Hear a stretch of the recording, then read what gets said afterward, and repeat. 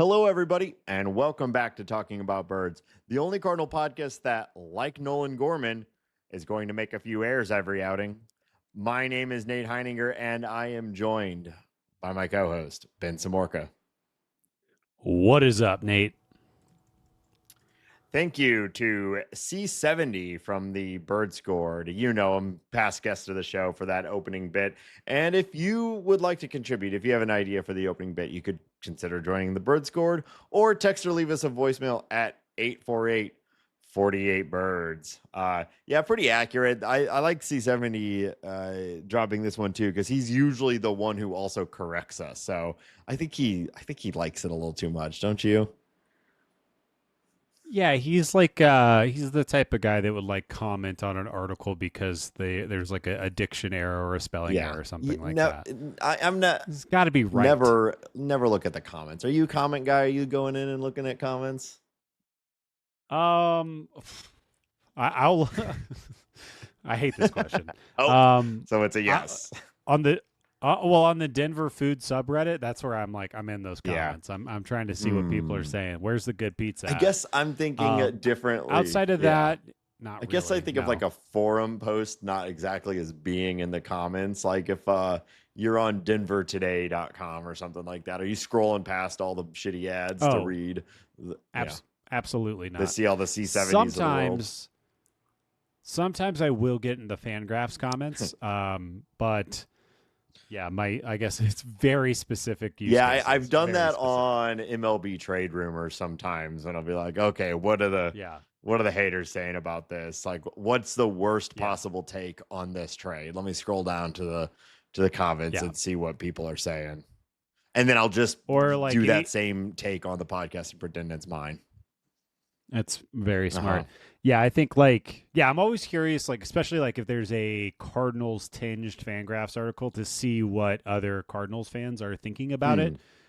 Just because I'm curious about, what the general sentiment on the efficacy of starting Ivan Herrera at DH is. That's a word choice. Yeah. I don't know. I also hate this question. I don't want to. It's a boring question. It's not a good question. It really is. It's so boring. Ask me something exciting. Ask me something way different than what you just asked. Can you tell anything different about me, Hambone? You're wearing a short sleeve Henley. That's not different. That's not different at all. Are you standing? I am standing. I'm trying something new. Wow. I've been podcasting for 10 years at a standing desk, and I've never done it standing. Look at this range of... I've been huffing gasoline for 10 long years. You never look better. I'm wondering, I get so much more range of movement. That's good for the microphone. That's good for audio, for me to just sort of walk away from it. Is it? You're not even doing it. You're just actually walking away from the microphone. Yeah. It's not even a bit when you just walk away. Yeah. Well, sometimes I got to get away from you. The problem, I'm definitely looking down more now. So the camera, if you're watching on YouTube, it's it's not a good view to begin with, but I think an even worse view. I mean, I'll tell you, just for this visual bit, if you're not watching us on YouTube, then you're only getting half the story. Yeah. YouTube.com. Then you click on search and type in Talking About Birds, St. Louis. It's probably / Talking About Birds. Yeah, our SEO is okay except for on YouTube because it's just all. It's a lot of bird stuff. Yeah. I also will put on my personal account. I will put on bird videos for the cats sometimes. It really is gonna mess it up. So it's really that and Taskmaster is really all we got on YouTube. I haven't started watching Taskmaster yet, but everyone's talking about it. Hey, it's in the ether. International super hit. Oi. I think we talked about this in person, but if you could go on any game show, what's your game show of choice? What's the stupid one with the cases and Howie Mandel? Oh my God. What's the deal? Select your box. Yeah. It's this sucks. It's all the ladies are holding the briefcases and you're just hoping it doesn't have the high dollar number. Deal or no deal. And then deal or no deal. What a I wonder. It seems like the simplest one to win a lot of money by doing almost nothing. Yeah. I also, what a role for that guy who just like sits up in that room and pretends to be talking on the phone and like making deals, you know? Oh, it's AI, Nate. Come on Yeah. now. They're taking In our like jobs. 1996 or whatever. Do you think there was actually someone up in that little room, or was it like actually making a deal, or it's all just, scripted? No, I think they have a sheet. Yeah. They have a sheet, and it's just a math problem. Yeah. And based on the they're trying to give you Also, the show started in 2005. You Whatever. Idiot. Yeah, that would be a fun one because it requires nothing, and you just hope that you win a bunch of money. Yeah, for fun, like to actually enjoy myself. Amazing Race. Oh, I think that would be a lot of fun. Yeah. I'm not surviving. Yeah, Has anyone died on Amazing Race? I don't know. Yeah. But it seems like a fun thing to do. Like you're just racing across the country or the world. Well, I know you and I have been. It's traveling competitively. We're talking about someday doing a cannonball run. When we I've been looking at I look at cars like once a week for good cannonball run. Molly was like, hey, maybe when the girls are in college. So I think got a little bit of normally we're not gonna die. We're just driving a car at 120 miles per hour across the entire country. We're not breaking the record. The record is like the person had an average speed of like 136 miles. We're not breaking the record, but we would both want to be driving fast the entire time. Hell yeah. That's the whole point. I'm reminded of the most baller thing I've ever seen on TV, which is the first guy who ever won Who Wants to Be a Millionaire. He you remember you had the lifelines. I remember I watched this live because I really liked that show, and he still had the like phone a friend lifeline still available. And on the $1 million question, he asked to call his dad. And when his dad picked up, he said, hey, Dad, I just wanted to call you to let you know I just won $1 million. The answer is C, or something like that. It was baller as hell, and he was right, and he won. That's sweet. Pretty cool. Probably Wheel of Fortune. That would probably be me on that show. Yeah, me too. And then they'd like make me host or something. It's probably my path. They just switch seats. Yeah. I'd probably die on Survivor. I'd probably die on Amazing Race. Probably die on Jeopardy. Probably I don't make it. Naked and Afraid. Yeah, I don't Naked and Afraid. I don't even show up for. I probably don't make it out of most of these things. The Real World. Yeah. Ooh, I already live in the real world. Wake up, sheeple. This is the real world. All right, I hate this now. Let's talk about the Cardinals. Hambone, let's just get a vibe check. I just want a vibe check from you before we get into to news and notes. How you feeling right now? About the St. Louis Cardinals baseball club? St. Louis Cardinals baseball club. I don't know. Mid to bad, I guess. Like, I feel like there's not. We'll talk about. I think I've highlighted a couple of things that are nice so far in this part of the season, but like, what's funny is that this team has just gotten like extremely boring in the second half. Like, there's not a lot. I am really scraping and clawing at things to be interested in. I feel like we haven't been able to watch a lot of good baseball. Like, I'm cheering for performances in the back half of a game by our relievers. Like, is Riley O'Brien going to look good tonight? Yeah. Is he going to locate that curveball, breaking ball thing down? And is he going to get swing and miss on it? And it's like, it's kind of unfun to just be sitting there waiting for like an 8th inning performance, which is ultimately going to be like 10 to 20 pitches. And, you're hoping that goes well. Like, I'm not excited to watch Palante. I'm not excited to watch Miles Michaelis. McGreevy and Liberatore and Gray, those spark a little bit of joy. Sure. Watching Mason win is always fun. He's very good at making baseball fun to watch. But yeah, they haven't been hyper competitive. They've kind of gotten their butts kicked in this early part of the second half.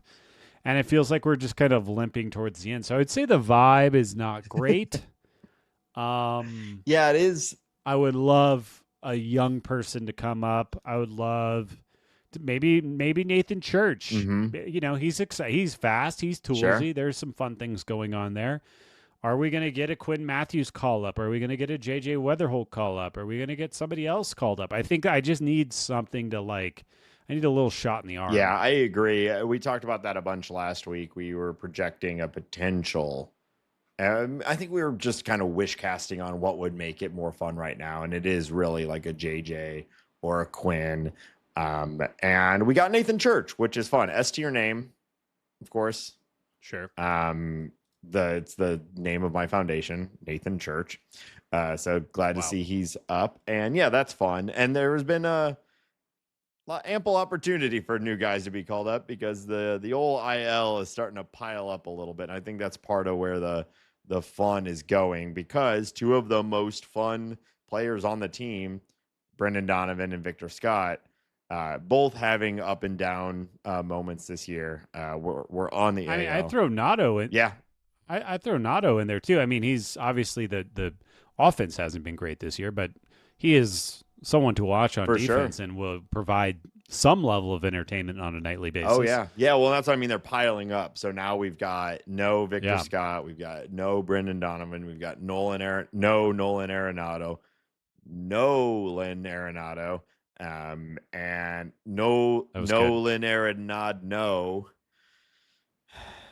That was better somehow. Somehow you improved. No. All right. So the Cardinals are at these interesting choices on who do you bring up, who's it worth exposing to the major league level, or is there a chance maybe we can finally get a final answer on a guy or two? And that's where I think the Jose Fermin call up maybe, like, is this temporary? Is he just our 29th man or whatever and is just going to be that way until he runs out of options and is released finally? Or do you think they give him any sort of real play right now and just maybe get a final answer? I think that you have to let this guy play. He has had a over 100 WRC plus in any way that he's played, basically. For AAA since 2023, he's been carrying a 149 WRC plus in AAA this year. In his extremely limited baseball playing time in the majors this year, he's a 182 WRC plus. We know what this guy is. We know that he is not a great defender, but he is versatile, and we know that he can hit. The guy's 26 years old. I don't know, like. It's funny to be versatile. It seems highly. It's funny to be versatile, but also not very good at any of the positions. Like I'll stand over there. Yeah, I can be mediocre everywhere. Well, I think he's definitely not a shortstop. Yeah. We can all agree on that. I think he could probably get by at second base. I think he could probably get by at second base. I don't think we've seen enough of it in the big leagues to really make a decision on that. But I think I've watched enough of him playing shortstop in spring training and other spot starts to say that I feel pretty confident that he is not our shortstop now or ever. But he can play ball other way. Also, we know he's been playing the outfield. Yeah. Like, I would much rather give Jose Fermin reps generally than ever watch Garrett Hampson play baseball. I know. Well, that's a whole other discussion that we haven't really gone back to for a little while. But what is the point of a Garrett Hampson on this team at this point? You could kind of argue, and we did a little bit, why there was a narrow reason for having him when you were a team that was trying to chase a wild card spot. But given the current standings and the overall state of play, that is likely out the door. So what is Hampson doing for you? Especially now that Nathan Church is up. I know we've got Scott on the bench, but why didn't we get Nathan Church a month ago instead of Garrett Hampson? I don't know. I think the thing with Fermin, it's like you look at his numbers in the minor leagues. Let's just pick on his StatCasty numbers because that's more, or it's less arguable. He hits the ball relatively hard. He had a max exit velocity in minors of about 108. His launch angle is essentially perfect. His average launch angle is about 15 degrees, which we love to see that, don't we, folks? We're loving it. He's got a decent amount of hard hit balls. His WOBA in the minor leagues this year, not his ex-WOBA, his actual WOBA is 418. He also makes a shitload of contact. He is walking. This number is shocking to me. I'm just looking at it right now. 15.5% in the minors right now, and striking out only 8.5%. In his little cups of coffee that he's had, so it's over 162 major league plate appearances. He has walked 9%, and he struck out only 13.5%. I mean, there's not a ton of power in the profile, and maybe this is all nothing. But he's 26. Like I said earlier, like this is the time. Let him play for a while. I think this guy can probably hit in the major leagues. And even if it is your 26th or 25th man on your roster, like this is good. This is good depth. And if you want to replace him with somebody younger or somebody more toolsy, make that decision too. It's really like it all that comes down to like making a choice with your roster, and Mozeliak being so afraid of doing so, like so afraid to make a choice with your roster that you would go get a Garrett Hampson and give him legitimate opportunity. Like I'll never understand that part of our front office, at least of this past, 6-7 years of our front office. Yeah. I think it's like there's that fear of having a guy who it's like your emergency backup guy, your 26th man who can slide into a different spot, and you want it to be someone who's like been somewhat at some point successful at the major league, because you're afraid that if they're thrust into a situation, they're going to have a trash game or whatever. And so you want someone that you have a little bit of trust in.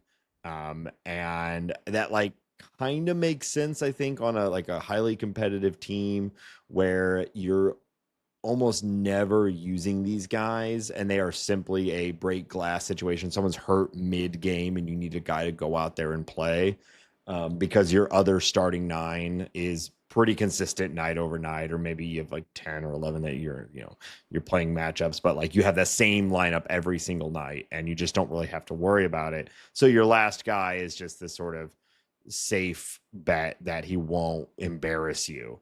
But that's the Cardinals. But I don't think that's Garrett Hampson, though. I know. Well, that's, there's the selection process is another problem, but I think that's what they're at least going for with a Hampson. I mean, I could be wrong there. Maybe they thought there was an untapped upside there, because that was the argument for Barrero, at least in my mind. Barrero was in that role because there was a belief of some untapped upside, and they were going to, see if they could get that in minimum playing time.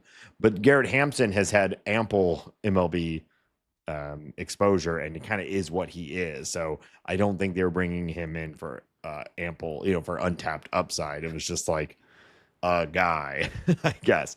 And Garrett Hampson has over 1,800 plate appearances in Major League Baseball.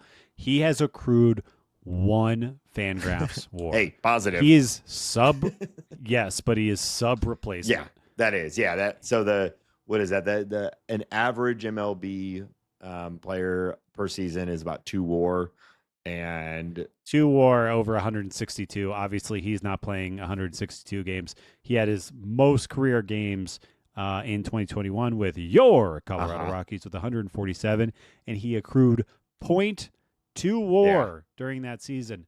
This is not a good baseball player. I'd argue he's not even a Major League Baseball player. Well, you can't argue that, Hambo. He actively is a Major League Baseball player.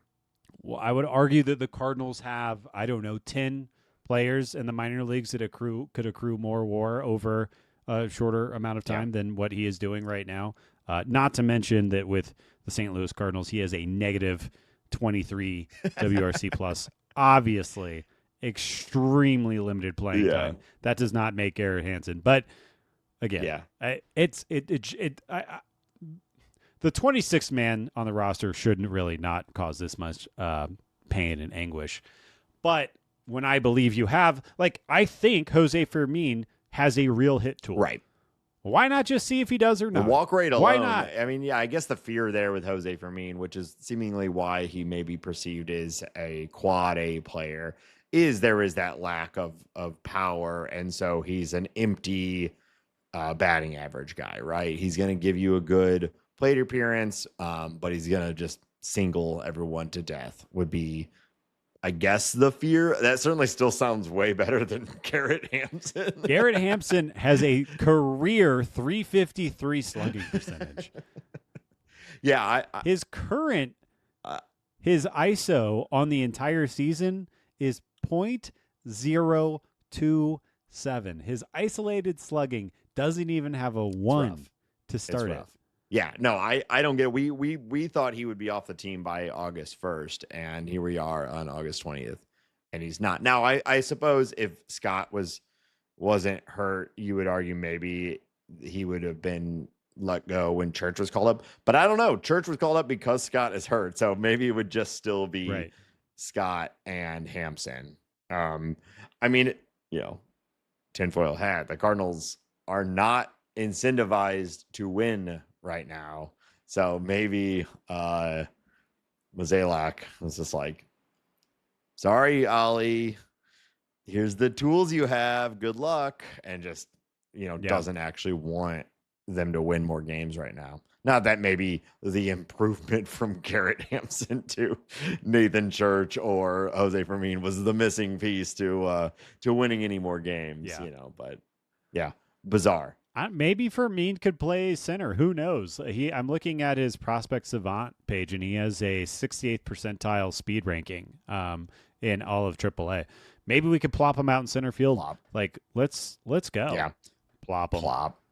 Well, at least I think we're going to see Nolan Gorman at third for a while. For better or worse, I still think for better, though, as was discussed last week and called out in the opening roast. Still seeing some growing pains defensively over there. But we got another update on Arenado. Do you want to run us through that? Yeah, Nolan Arenado said in a conversation with Katie Wu that he hopes to begin taking swings this Friday, which is nice. That's tomorrow, the day after this show comes out. He is feeling optimistic he'll be able to start a throwing program next week. Wu went on to say that he plans to play this season, though that timetable is still TBD.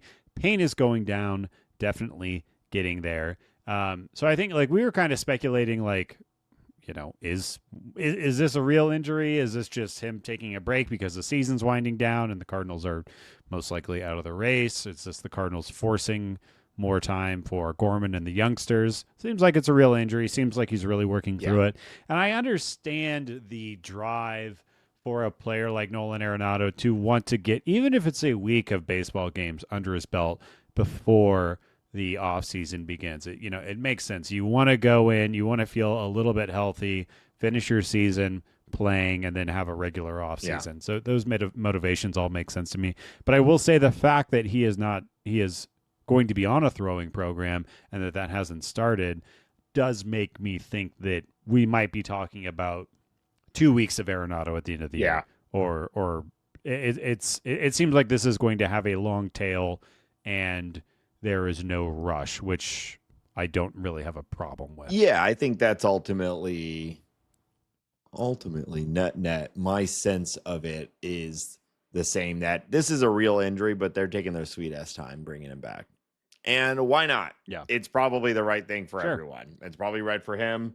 And it's also right to let Gorman stick at third for a while longer. So, if we get another month of Gorman at third, it might be enough to have some general sense of his long-term capabilities there. Now, I will repeat my point from last week that we have to be really, I think, fair to Gorman and his performance at third base, considering he has been a second baseman for quite a while and has not been playing third for years now, and he wasn't necessarily the most highly touted third base prospect to begin with. So our expectations need to be reasonable. The idea is that, he can play third.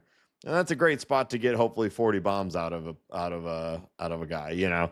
I think that's what it comes down to, is he going to ever be a great second baseman? Is he ever going to be a great third baseman? Probably not. Can he hit 40 bombs? Is it the path for Nolan Gorman being good is the bat. And whether it's at one of those positions, hopefully it's not DH, if it's at first base, all of that is irrelevant. Can he hit 40 bombs, walk enough, and strike out, the lowest amount to be a positive player? I think he can do it. I think he clearly has the power. I think he's gaining the patience. We were talking about the last couple of weeks of him, his willingness to take the ball the other way. I think as that part of his game improves, as he starts walking more, things are only going to get better. But yeah, I'm not so concerned with the defensive play at wherever it is. Yeah. I do think we have better second basemen. Yeah. And it's a more important position defensively. So it'd be nice if he could slide over to third, but there's still the Nolan Arenado problem. And we're still got a logjam. Yeah. And then you remember like pretty much all of our exciting prospects are second basemen. And like, there's just a lot of depth there. So I don't know. It'll be if he doesn't absolutely run away with it over this rest of the season, the Cardinals will have an interesting decision to make with him. And I guess we'll see where he go. What?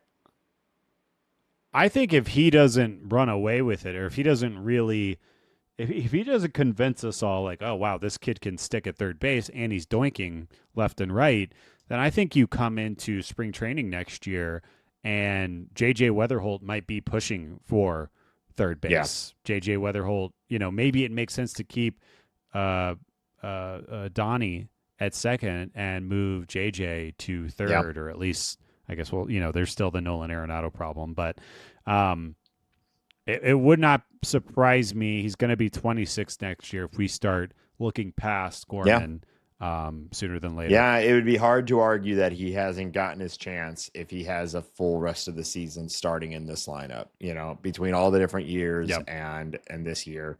He's certainly starting to rack up major league ABs, but we are both very high on him. So I'm not trying to push down, but like, there's just the realistic side of it. 100%. He is walking at over 13% rate right now, which is incredibly exciting for a player. Like that is his path to greatness, is walking and hitting the ball hard. So I'm fully aligned with that. He's also striking out under 30%. That's a good sign. If you look at his rolling xWOBA right now, he's slumping a little bit over the last few games. And that's always been the thing with him, is we know what the highs look like. We're talking doinks, you know what I mean?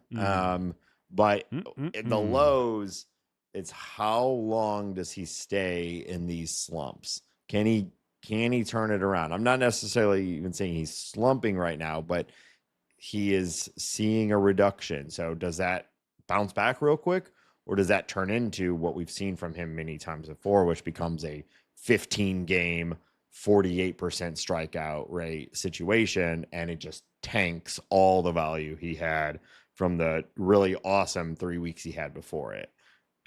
I think we have seen that skill growth that we're looking for, that walk rate and things like that. So the pieces are there. But if this, if this is the start of an actual slump and it carries into September, that might be the JJ call up, Yeah. So I also, like, obviously this is not what we want, but if Nolan Gorman turns into a power bat who starts only against righties and can start at second and third and is more of a role player than a star or even a regular, that's not the worst thing in the world. I want more than that. And I think he's capable of more than that, but I don't know exactly how he's going to shape out. Yeah, and I wonder if that is the type of player that you want on your rebuilding team. It's sort of the same thing I've said about Alec Burleson. Like, yeah, he makes a lot of sense under certain roster construction, but when you're an actively developing actively developing your players and you're trying to prioritize certain pieces, does a platoon power bat make a lot of sense to be something that you carry on your roster right now when you've got question marks all over the lineup? I think the easy answer is no. Right. But it's also like control is important, sure. and he hasn't even started his ARB yet. So, but yes, I agree with that. Started his ARB. Go and get a beef and cheddar. You know what I'm saying? Starting his Arby's. Yeah, I get it. The DeWitts like it. Yeah, they do. All right, Ben doesn't like this one. I hated that. I hated that so much. I like the beef joke. I didn't. You didn't like the beef joke. I think you could do better. I guess I'm pushing you to be more. Thanks, baby. All right. Okay. We and a lot of Cardinal Nation had what a fun convo about the future of is Yachty going to be our new coach? Is Pujols going to be our new coach? Who's it going to be? And of course, the organization, he catches wind of all of this. And we got some actual discussion about Oli from Mozeliak and some other reporting. Do you want to run us through a little bit of that? Yeah, Mo was asked about Marmol's future with the team, and if he thinks he's done a good enough job to stick around, and what that all looks like. Mo responded with, "I absolutely think." Did you say respondled? Did I responded with? He did. He is kind of a respondler. He does. If you think about it, he kind of responds. He respondles. Like, use your diaphragm, Mo. Come on, man. I like that word. He said, respondled. What's the efficacy of respondling? Yeah, it's evocative. I don't know exactly how to describe it, but you know what it is. You know what a respondle is. All right, sorry, go on. It's a good word, though. Mo said, I absolutely think he has. I'm not surprised at all. I know there is always going to be a drumbeat out there because of our history, meaning the Pujolses, the Molinas, that is always going to exist. But when you think of a modern day manager and what they have to deal with, Oli does an exceptional job on that. He's growing into this, better at it. He's well respected by his players and staff. He's in a good spot. I want to keep going. There was also a story in The Athletic. Ken Rosenthal did a pretty interesting deep dive interview with Marmol, which I highly recommend you go read if you have not. But Oli was asked about his relationship with Chaim Bloom, and Oli responded with, I meet with Chaim quite a bit early on from spring training until about the All-Star break. A lot of it was minor league related because I spent a decent amount of time down there from 2007 to 2016 as a player, coach, and manager when the org was in a good spot. From a minor league standpoint, he had questioned anytime he's in town, we have breakfast or lunch. That's been really good. So I bring that up because I thought it was interesting. That's the first time I've really heard Oli Marmol talk about his relationship with Chaim Bloom. And I think obviously that's going to be extremely important to whether or not he's sticking around. And if he is lock and step with Chaim, and the organization is obviously focused on the youth movement and growing those players, and if they're speaking the same language from a player development type, and if next year is another development year, I think it's pretty easy to jump to the conclusion that Oli might be here. Yeah. I also think it's worth noting that Oli is the youngest manager in baseball.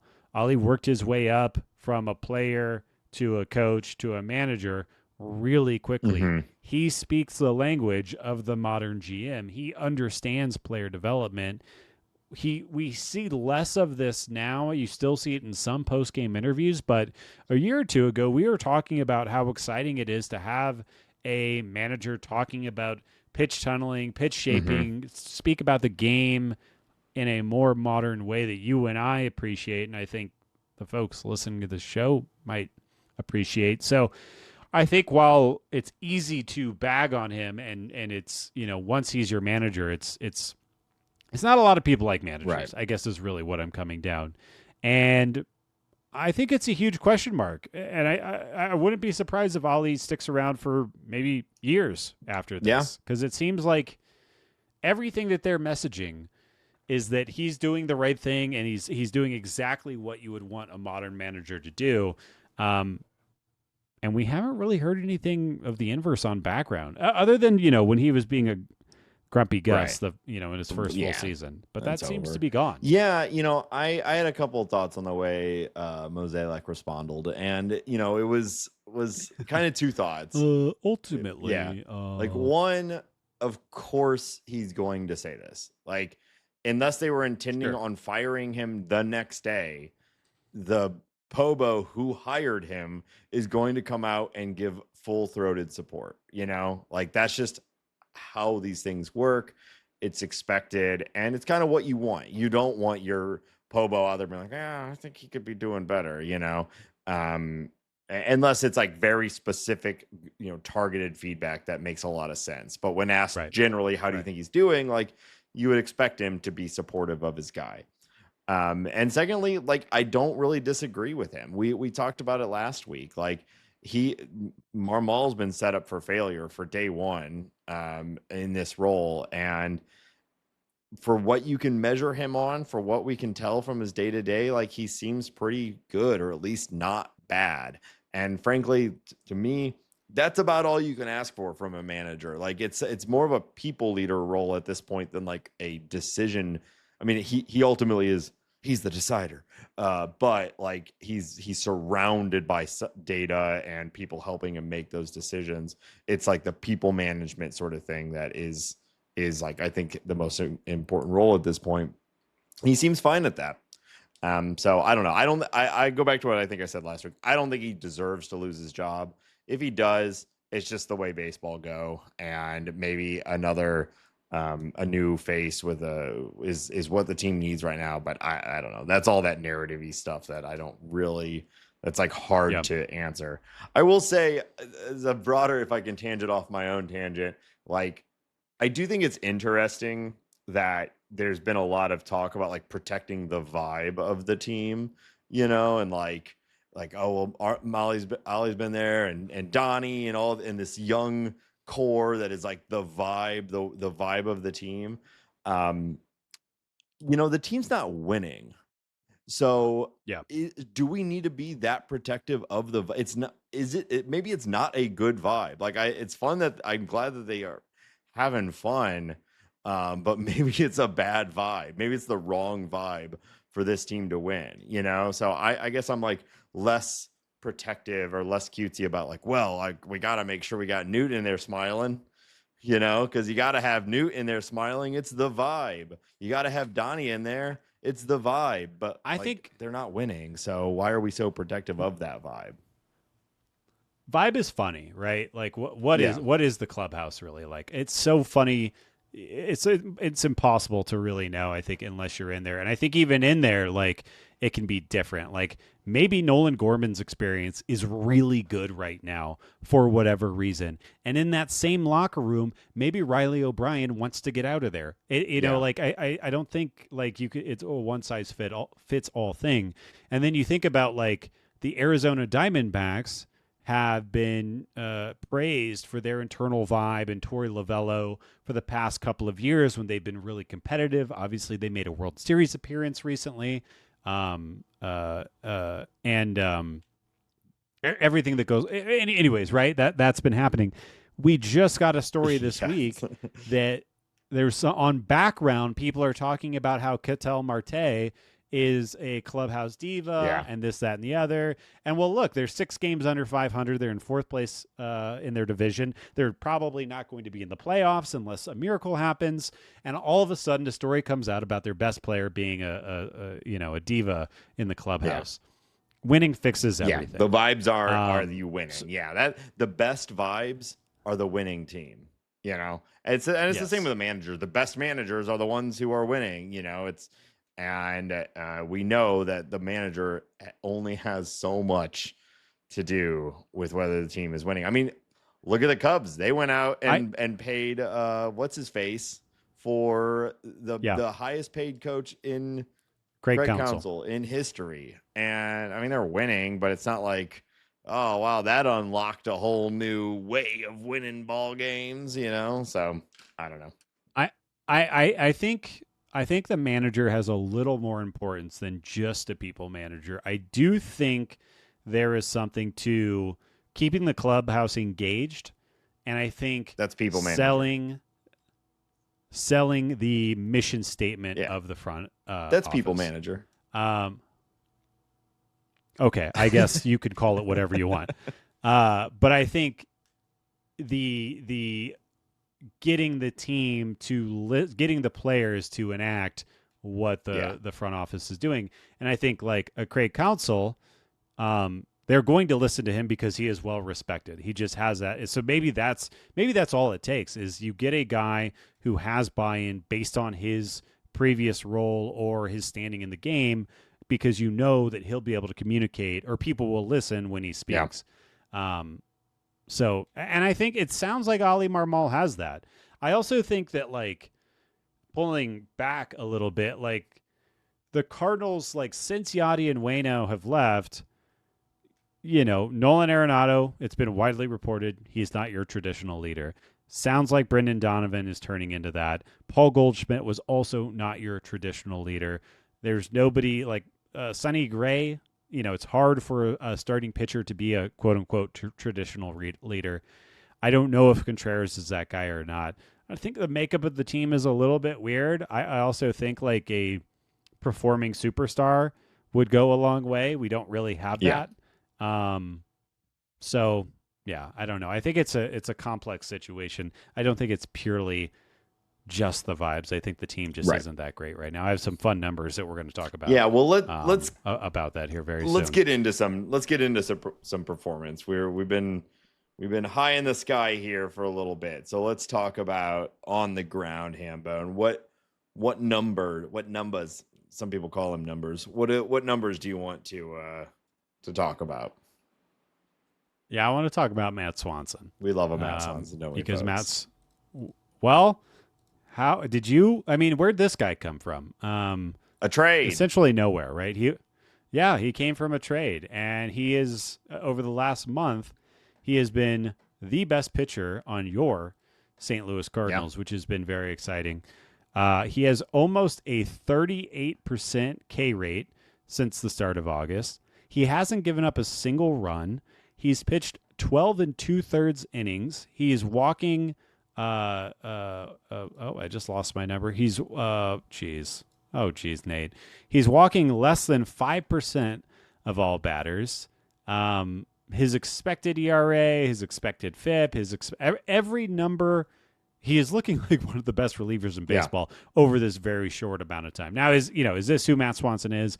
I don't know. He's a big old boy. The slider is the real deal. He throws hard. He's locating well. It's all really, really looking good right now. But we do need to celebrate Matt Svanson and what he's doing at this moment. Yeah, I mean, pretty much it's reliever, super small sample size, of course, but every underlying metric backs it up. I mean, his ERA is a 2.16, expected ERA 2.97. So, there with that sample size, they're expecting he maybe should have given up one or two more runs than he has, but not much.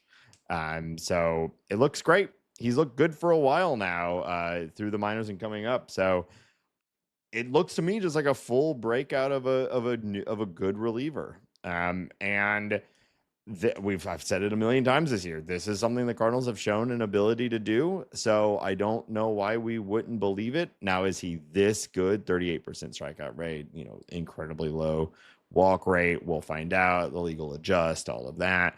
But I don't see why we wouldn't believe this. And I'm excited for it. Like we said before the trade deadline, and we've said it afterwards, the bullpen is still good regardless of losing Helsley, Matz, and Maton. And I don't know if you've been looking, but Maton and Helsley have both had some struggles out there.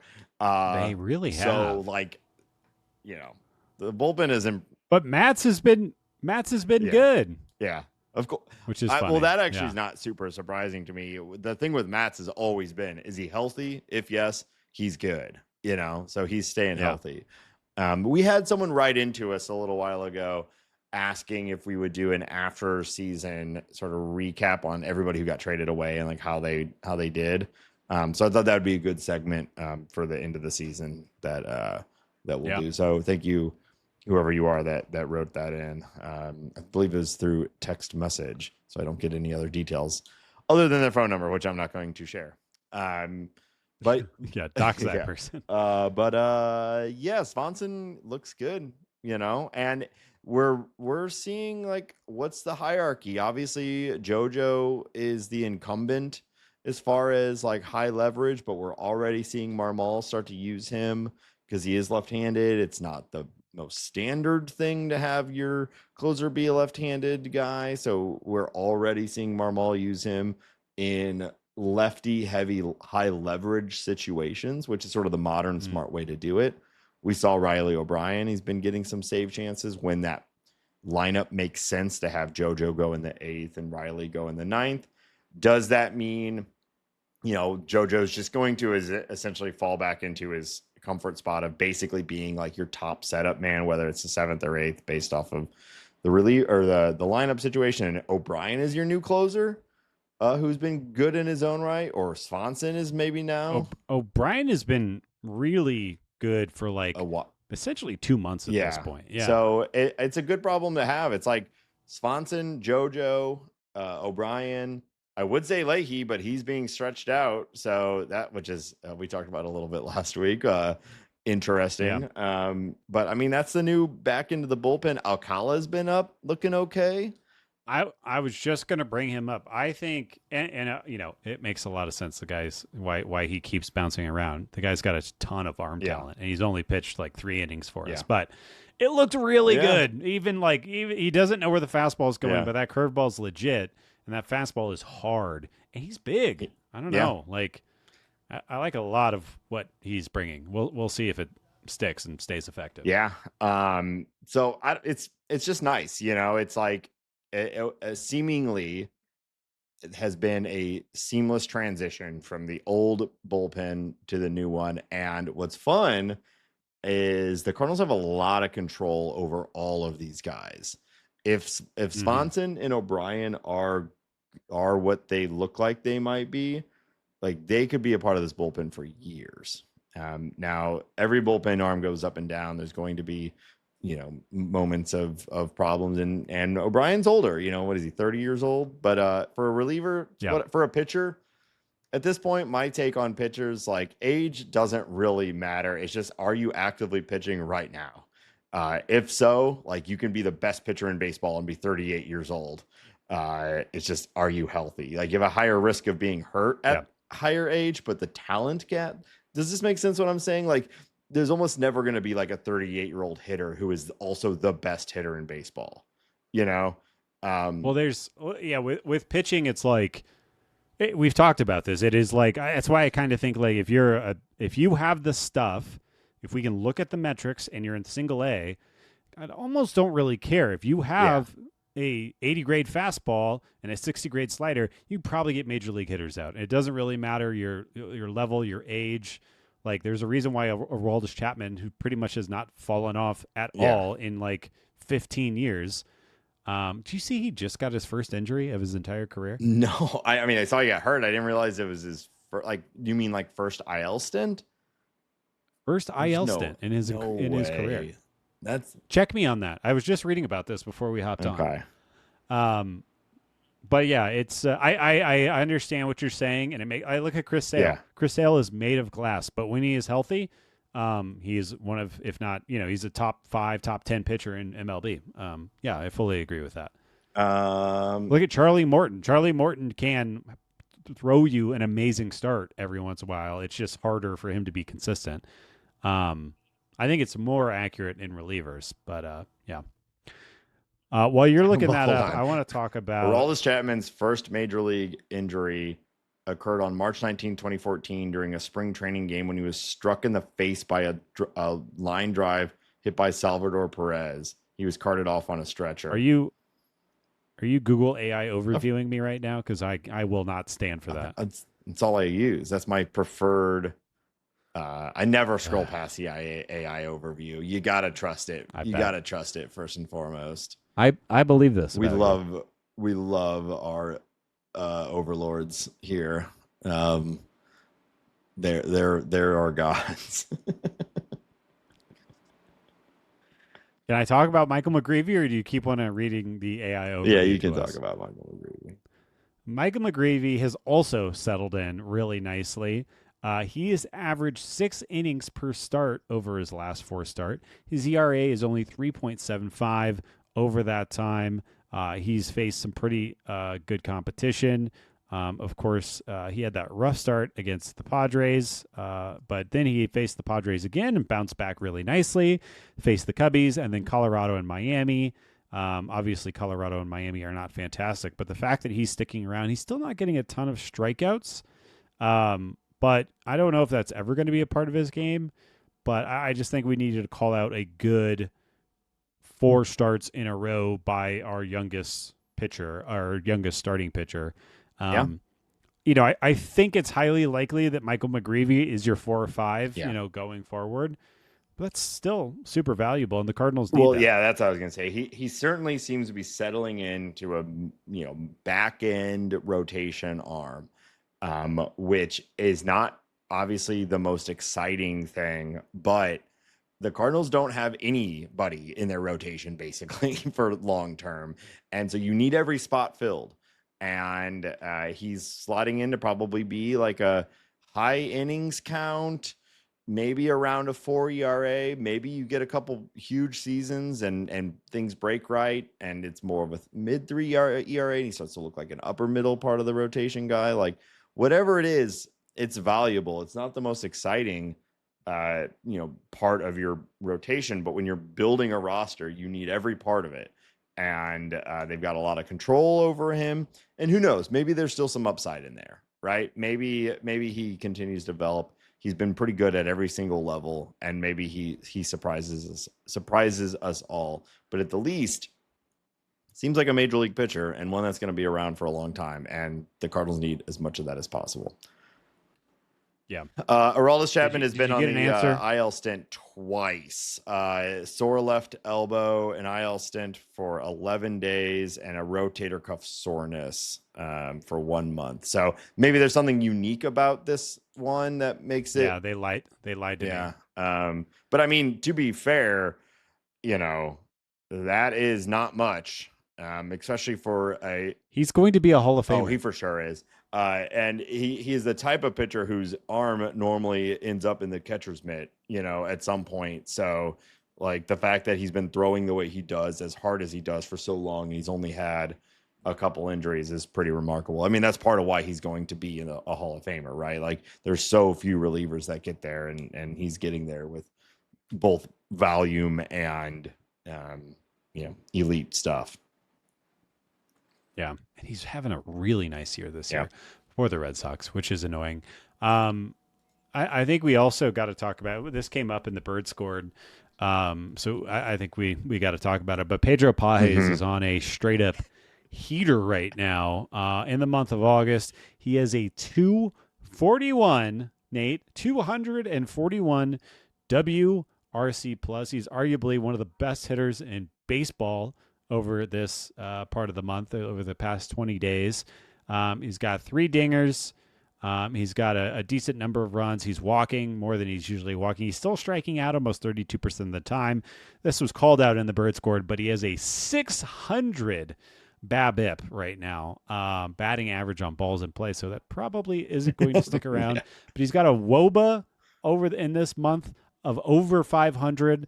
So, I think we should just enjoy this. And also, and I don't have any facts or figures to back this up, but it really feels like we just haven't had a guy on a heater like this, like in months. Like, when is the last time a Cardinals player has just been absolutely mashing everything, where it's just it's the balls being hit hard and luck? Yeah, Burley had a pretty good heater there for a little bit when he went when we went from like, oh no, is Burley going to be on this team in a month, to like, oh yeah, he's actually a pretty competent major league hitter. But coming from Pagés, there's just a vibe. If we go back to vibes, there's a vibe about Pagés heater that is just a ton of fun. I've certainly been enjoying this heater.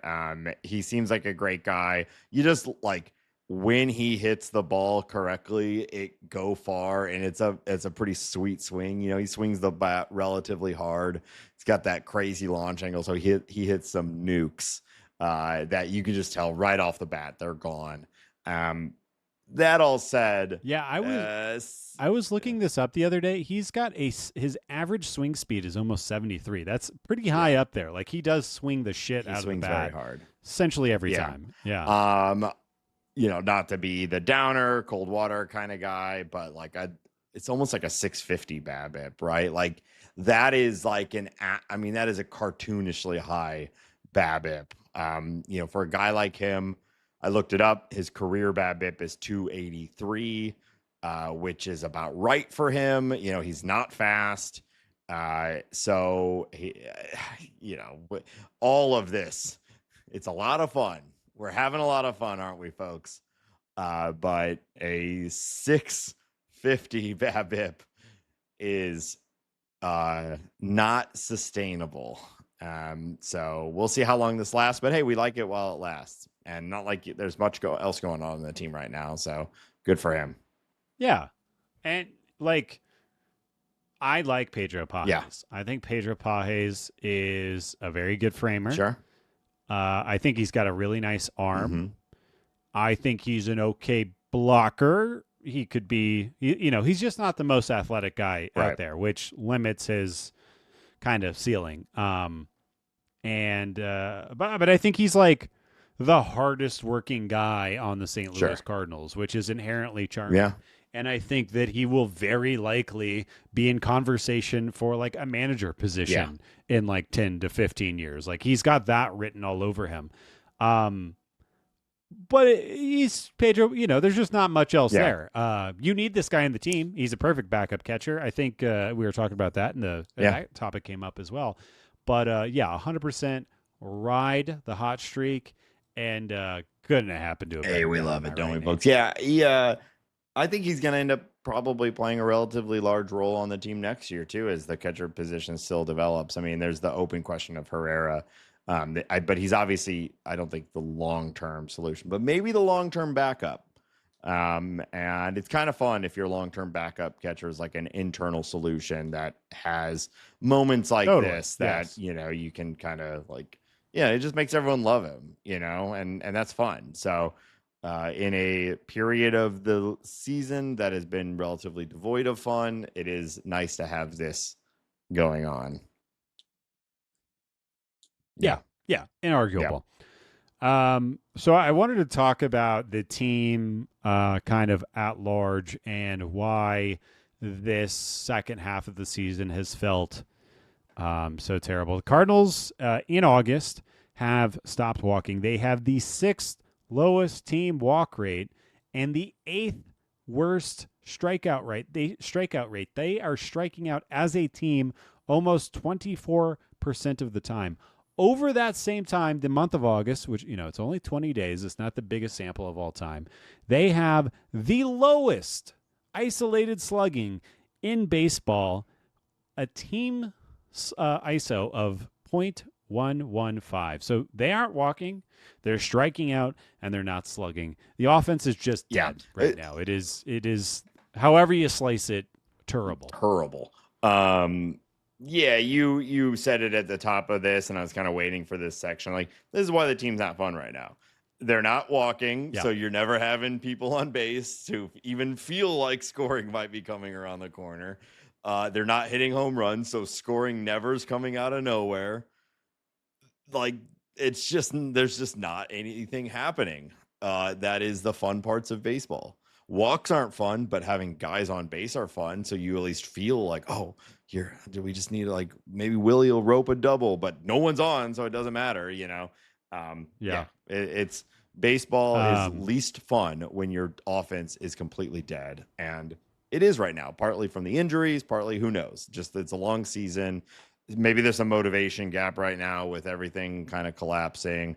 I don't know, but it is not fun. In between, if you add up Victor Scott, Brendan Donovan, Garrett Hampson, Lars Nootbaar, Thomas Sajasi, Nathan Church, all of their walks over the month of August equal the same amount of walks that Jordan Walker has had. 3. Now, obviously, Garrett Hampson and Nathan Church, they're not getting a ton of at-bats. The other guys are. Brendan Donovan's injured. There's, there's caveat.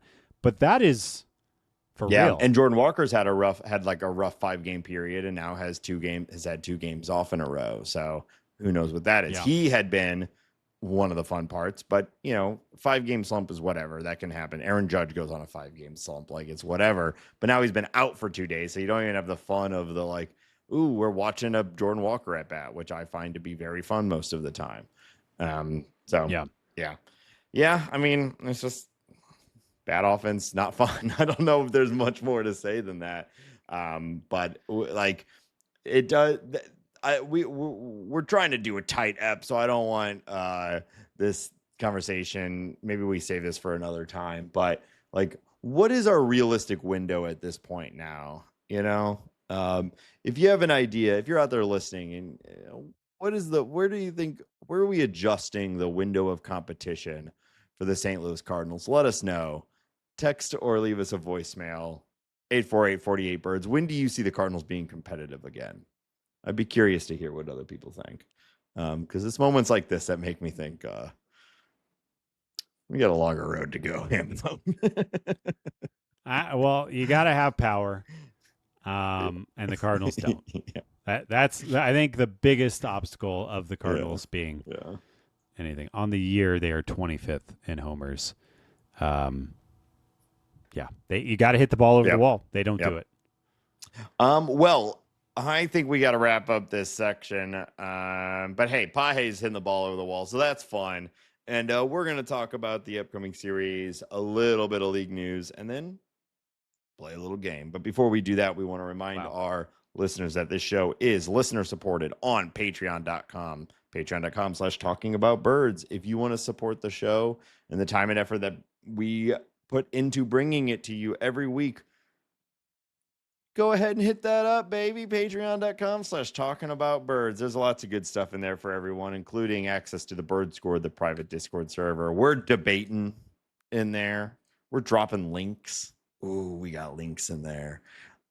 Check it out. We would love to have you there. You could also leave us a review on your favorite podcast platform. 5 stars only, not to whoever you are out there who finally dropped us our first ever 1 star. Yeah, I can't believe it took this long, frankly. What stupid bullshit did we talk about for 10 minutes at the top of this episode? And tell your friends and tell your family. Hambone, where else can people find us online? Yeah, we're on all the social media platforms, Blue Sky, Instagram. We're TikToking. You can listen to this show on Spotify, and you can give us 1 star or 5 stars over there too, if you want to. We'll take it. As we mentioned before, you can watch this show on YouTube if you are one of those kinds of freaks. You can find all of the podcast information, our T-shirts, everything like that at talkingaboutbirds.com. Of course, you can email us, talkaboutbirds@gmail.com. And as always, you can call us and leave a voicemail or send us a text message to 848-48-BIRDS. That's 848-482-4737. 848-48-BIRDS. All right, Hambone. Wow. After this, the Cardinals head out to, as you note here, the minor league ballpark to play the Rays. Kind of fun. Play the Rays. We've been playing a lot of the same teams over and over. How are you feeling about this series against the Rays? Well, yeah. Did you see them give up 9 home runs to the Yankees earlier this week? Yes, I did. Holy crap. Was that Shane? I think it was Shane Baz that gave up 5. Would you leave your starter on it if he gave up 5 homers? What are you doing? It's development. But yeah, they're a funny team, right? They are not hitting at all, but they have good players, up and down. So I think this is one of those series that could go really either way. It is in that ballpark, which is not a real ballpark. It's been a little homer happy this year. But yeah, they're a fine team. with a fine pitching staff and a bunch of players who, if things break right, they're really good. Ha-Seong Kim is healthy now, so we'll see him, which is, I think, very fun.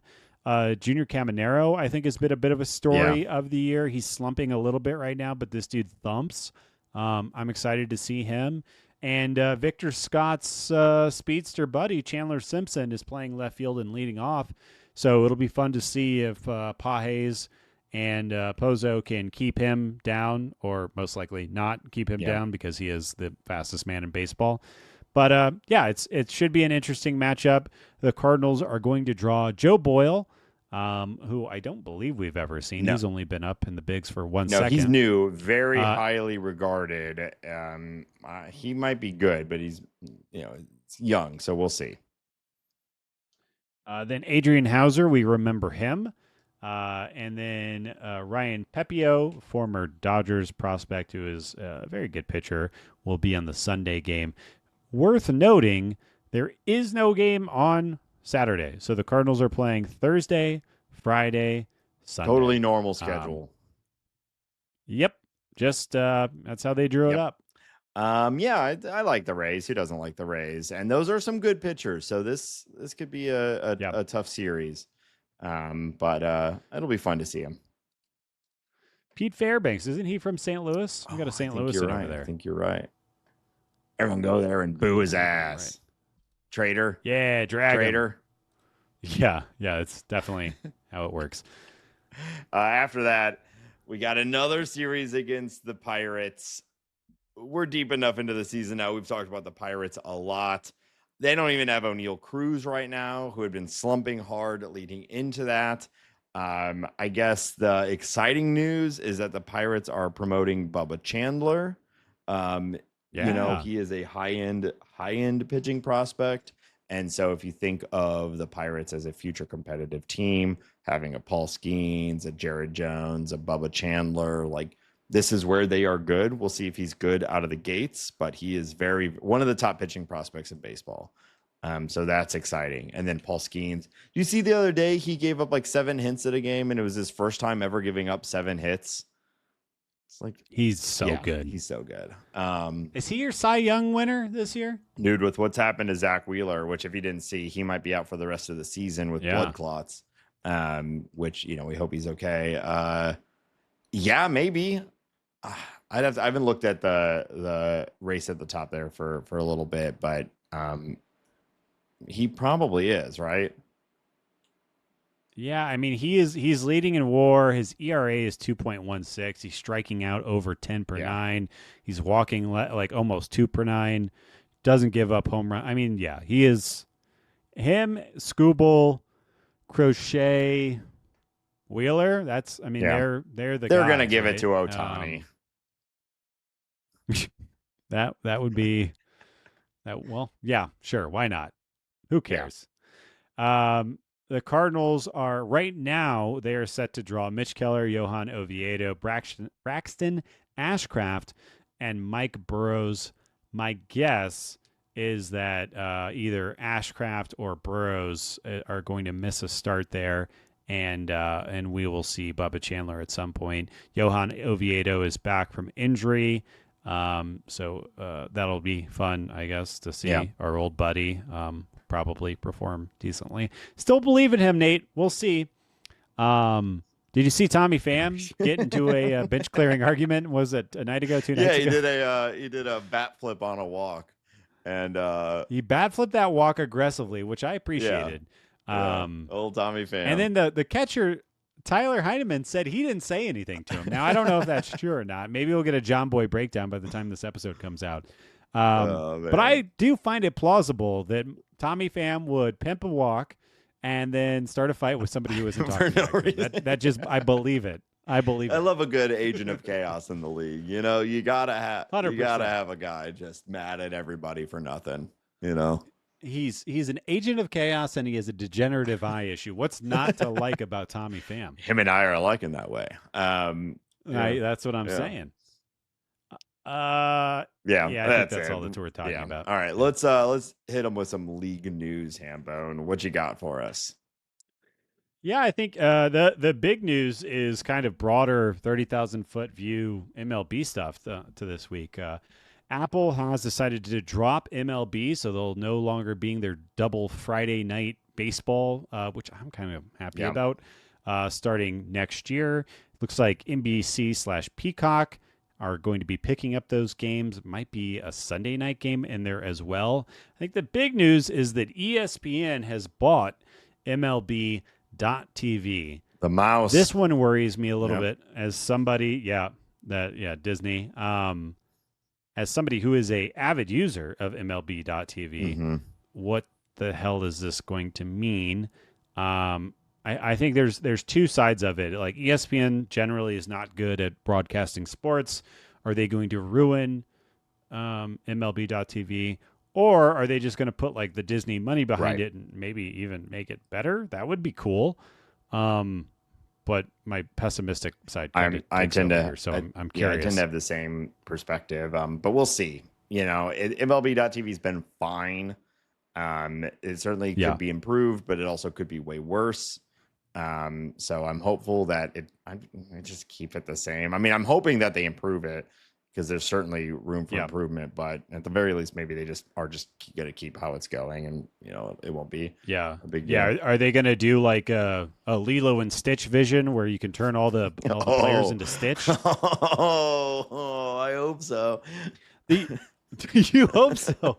The only thing, I feel like this was promised, and honestly, I haven't read about it in a while. So maybe it's in the works or maybe it's already happening. I'm just like in the dark on this. But I remember there being conversations about like an AR, VR, MLB TV type integration where you could essentially put on a VR headset and go sit at third base and watch the game as if you're on the field. I want that. Same. If I remember correctly, that was a part of like Apple Vision Pro's marketing with MLB. And they did it for like a game or two or something like that. So that might be a little dead right now with Apple pulling. I want that. Give me, that is the future. I want to go I want to watch a game from the pitcher's mound. Like I want, give me that stuff. Figure that out. All right. I'm on my way. And another part of this deal, we were actually, Nate and I were chatting about this earlier today, is that Netflix has nabbed the rights to the Home Run Derby. All right, I'm like here. Hold on. I know. Let me just do your thing, Nathan. All right, I'm up on my soapbox here. MLB is so fucking stupid with this over and over and over. What'd they get out of this? Probably a few milli a year for this.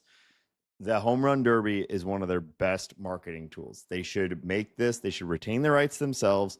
They should broadcast this for free on every single platform that will let them. Have it on your YouTube channel. Have it on the Everything website. Have it on Blue Sky. Do it all everywhere. Pay Netflix to put it on there.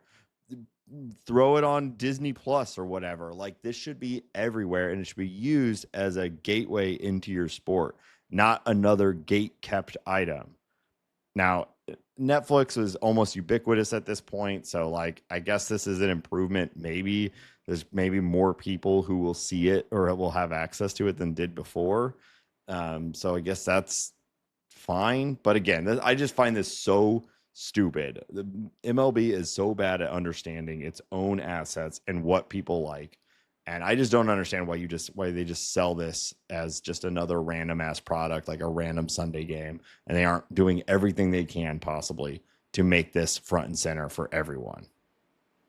I mean, I agree with you wholeheartedly, but it's clear. It's just they can't see the forest for the trees. Right. They just want to make that dollar right now. They can't think about selling the game, and they also like the ownership group, like as a clump of billionaire morons, they don't care enough. They just want to. It can't be that much money. It couldn't have been that for. It won't be for just the Home Run Derby.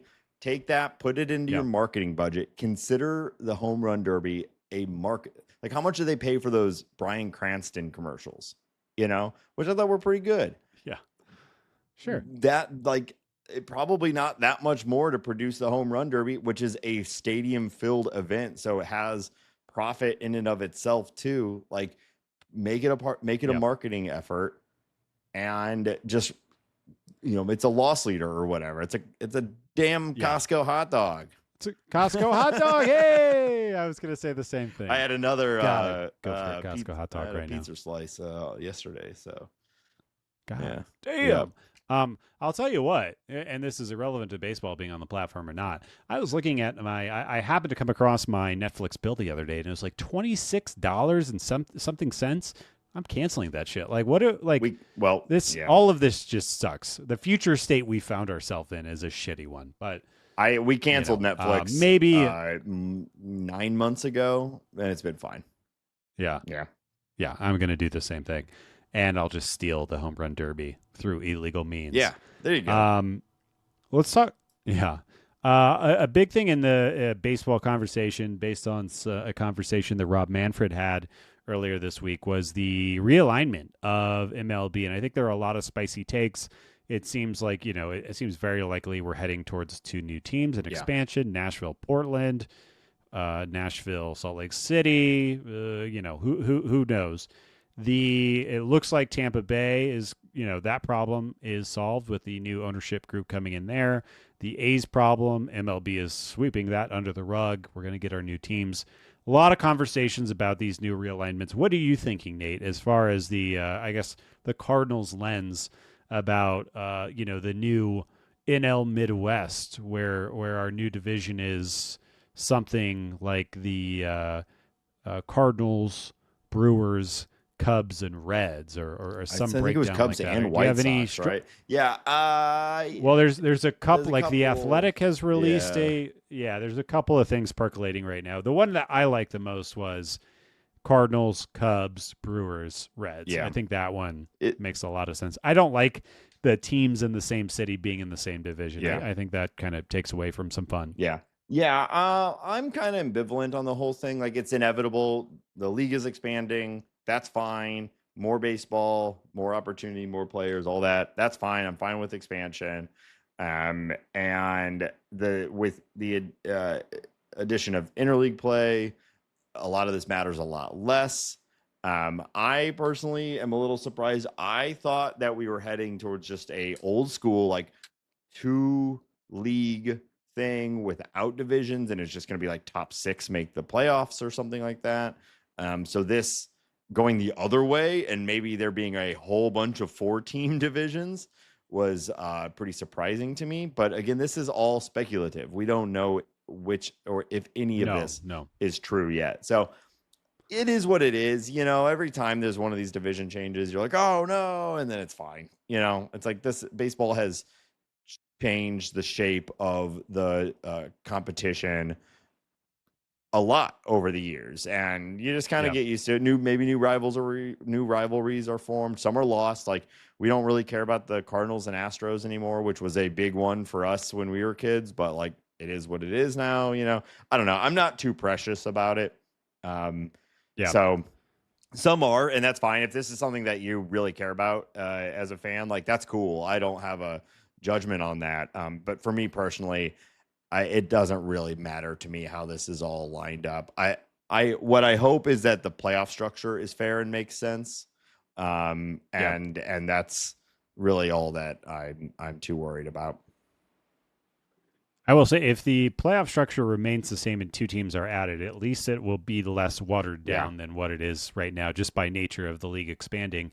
I will say the only thing I feel strongly about is that I do think that keeping divisions is important, because whether it's artificial or not, I think it does help to develop like a sense of rivalry, a sense of like, who's the king of the Midwest. I think that that's a lot of fun for fans. And again, even though it can be artificial, and also rivalries can expand outside of the divisions, I think it's a good framework. So I'm pro that generally. But yeah, I would say like definitely makes sense. Like I think the current alignment doesn't always make sense, and like teams like the Mariners are punished, and other teams are punished for just their being far away, geographical location. Yeah. Right.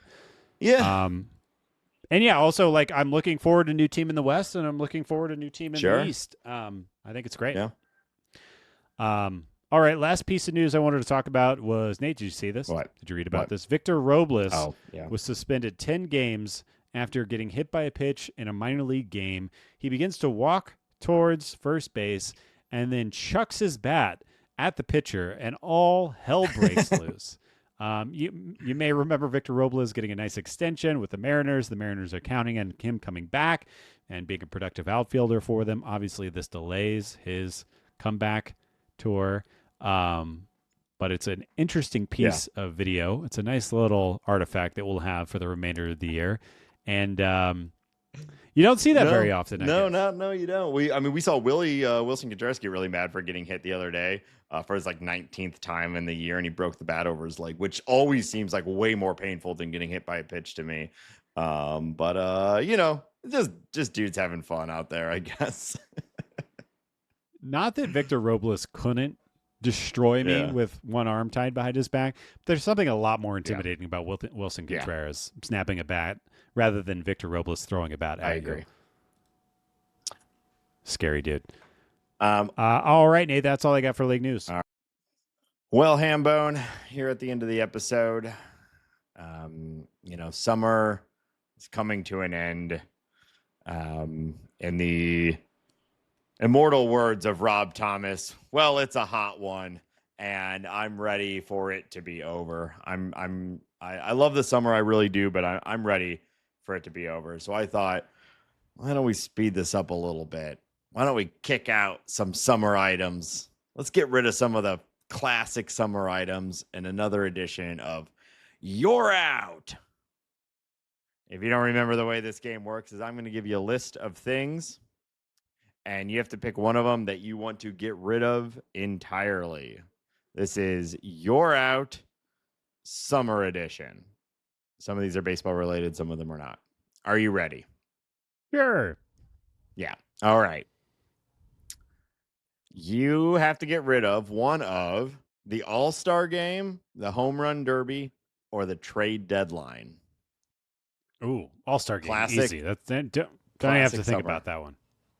Yeah, I thought that would be, especially given the two other options. But I'm like, there's we all have our problems with the All-Star Game. We've talked about it a bunch on this show. But I like the existence of an All-Star Game, especially the history of it, So right, but in this cockamamie, harebrained scenario that you've cockamamie harebrained. How dare you Respondle that way?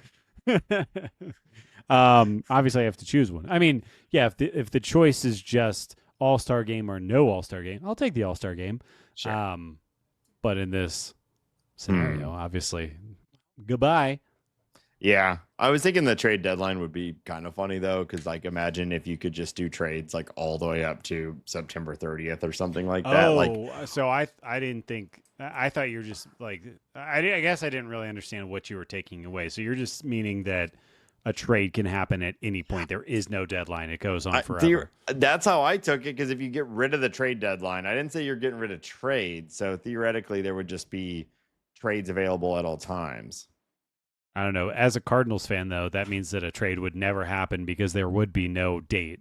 So they would be like, we're just going to keep letting it roll. Yeah, I'm going to say never pressed to a decision.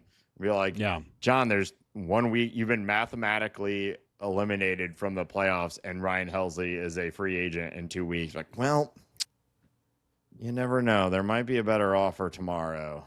Yeah. So, that would be a living nightmare. With this sort of idea, the trades could go all the way into the playoffs. Could you imagine a team just being like, all right, we made the World Series. We are dumping everything. Everything for this. Remember, was it a couple of seasons ago where teams, they just started DFAing their players? Yeah, the Angels did it. The Angels, they went all in at the trade deadline, and then 2 weeks later, DFA'd all the guys they traded for, because it was expensive. Giolito, I think, was one of them. Yeah. It was probably 8 or 9 guys or something. It felt like, but I think that would be bad. I like the trade deadline. It's fun.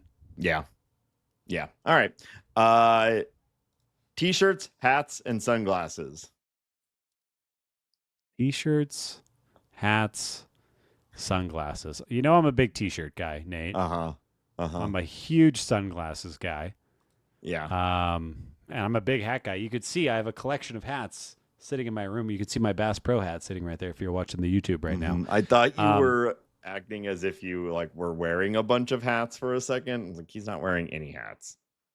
I think I think a hat would bounce right off of the stiffness of your hair right now. I guess I don't know what you're talking It looks about. like it's got a sheen. I woke up like this. So you need to pump your brakes. I like all three. I could not survive without sunglasses, so those are sticking around. And I mean, just the amount I'm wearing T-shirts. I think I have to go T-shirts, sunglasses, and hats are leaving. But what a horrible world that is. It's a tough one. Yeah, I should be wearing more hats and sunglasses for the eye protection. I've become a hat guy over the last few months. You've seen me wearing hats. It looks so natural on you. Yeah, it's good. It's a good no, look. I look like I should be getting coffee for Steven Spielberg. But I've been doing it because I should be, and trying to do right by myself. But yeah, I'm getting rid of T-shirts. Okay. Hell yeah, brother. All right. Yeah, you love a Henley, not technically a T-shirt. Would this not count as a T-shirt?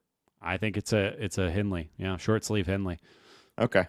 Yeah, I think I could survive. Although 99% of what I wear, I think, is just flat colored T-shirts. But I'd be fine. Reinvest into Henleys. I like the appearance of utility. These buttons, though, they don't do anything. They don't even unbutton? I don't think this one. Well, let me see. Hold on. Let me make sure I do it on camera. This is amazing. Yeah, it unbuttons. Oh, never mind. Okay. That's incredible. Incredible. Yeah, it's good. I don't think I've had this shirt for like 14 years. I don't think I've ever unbuttoned it. I don't know what to say. How do you feel about that? That's amazing. All right, Hambone. Double headers, rivalry matchups, and interleague play. I think I would get rid of interleague play. It's so normal now that it doesn't even feel like it's a thing anymore. So sure, whatever. Like who cares? And maybe that would make the World Series feel a little more special, which would be fun. But doubleheaders are great. I love let's play two. Let's play two. What's more fun than that? Yeah. I'm glad we don't have our 7-inning doubleheaders anymore. And I mean, I think I was just talking about the efficacy of rivalries earlier in the episode. I think it's great. I think baseball should only encourage rivalries more and more. It's fun to hate the other team, even if it is, fake and manufactured and whatever. I still think it's fun. More of that. Yeah. Yeah, I mean, all of this is just manufactured fun, right? Yeah. So, yeah, I agree. All right. How about barbecuing, playing games in the park with your friends, or going to a baseball game? Oh. Ooh. Wow. I guess I can play games in my backyard with my friends. So loophole. Playing games outside is what I meant, I guess. Playing games outside with friends. Okay. Let me fix that. Made it a little hard. I can't get rid of barbecue and I can't get rid of going to baseball games. So unfortunately that's easy for me. I love playing games. Actually, Nate, I just got a bag set. It's a Rockies bag set. I'm sorry. Are you throwing it into Charlie Blackmon's gaping maw? I don't know what that means. Oh, no. It's just the it's just the logo. But logo. It was 50% you Respondle about the logo. Yeah. I had a long night last night. Get off my tail. I did too. I saw the same show you saw a week ago. I went and saw LCD Sound System. I thought I wasn't going to be able to talk today. I didn't ask. Yeah, I know. But I thought I'd tell you. I'm pretty good at bags, surprisingly. Okay. You wouldn't think I would be. All right. So humble too. Yeah. Idiot. This one's going to be hard for you. because you hate all three of them. Memorial Day, 4th of July, Labor Day. Ooh, 3 classic summer holidays. One marks the beginning, one marks the end, one smack dab in the middle. What you're not taking into consideration is that time off, though. I get time off for that. So that's good. Great. Labor Day is good for that. And you don't really celebrate Labor Day, which is honestly S tier holiday. You get the day off. I don't really know how you even celebrate it. What do you fire up the barbecue? Is that celebrating it?